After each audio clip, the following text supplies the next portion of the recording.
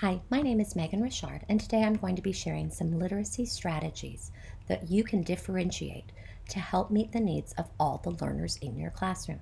So, first, let's start with fluency.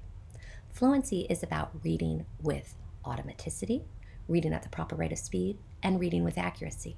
But not just these things, it's also about reading with the proper expression and observance of punctuation. This is called prosody. And the way that you develop this particular aspect of fluency is with fluency development lessons.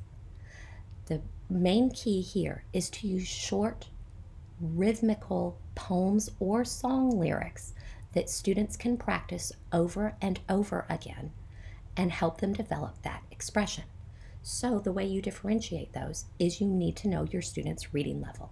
If we're at third grade, then you can go on the We Are Teachers website and find lots of silly, fun, appropriate length poems for third graders. Or I've included some links if you need to go up to fourth grade level or fifth grade level for your students above grade level, or students below grade level. There are poems at those levels as well, and also for your English language learners.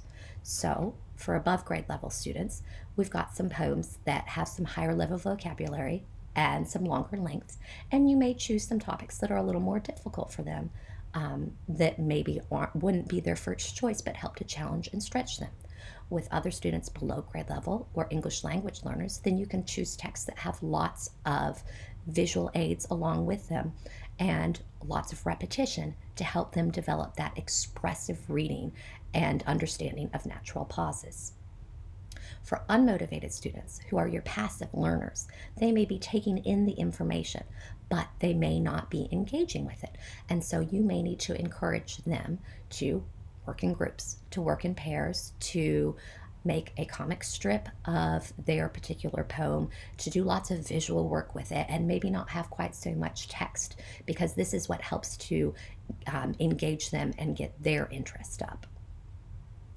Then, if we're going to look at our next strategy, we're going to look at comprehension.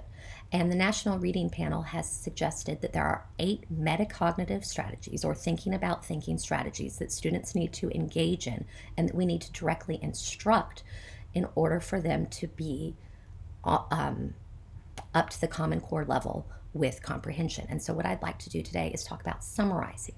With each of these right here, these represent index cards, and you have the main idea of your passage here, and you have supporting ideas and then details underneath, each on index cards.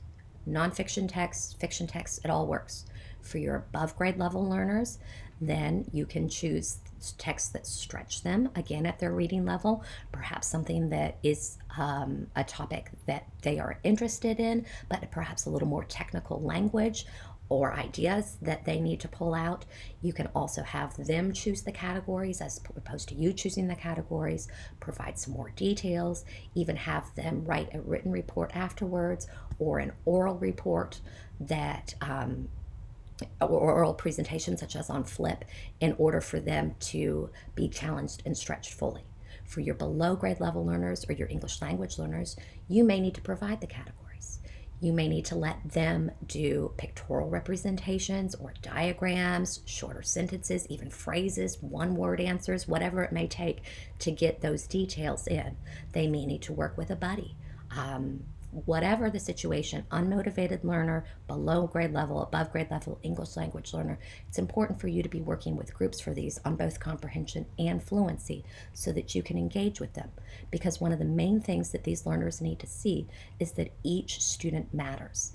That if we are waiting on the gifted teacher, special ed teacher, English language teacher, guidance counselor to come in and teach certain students, then we are expressing the belief that they are incapable of succeeding in our classroom, and that doesn't help them flourish.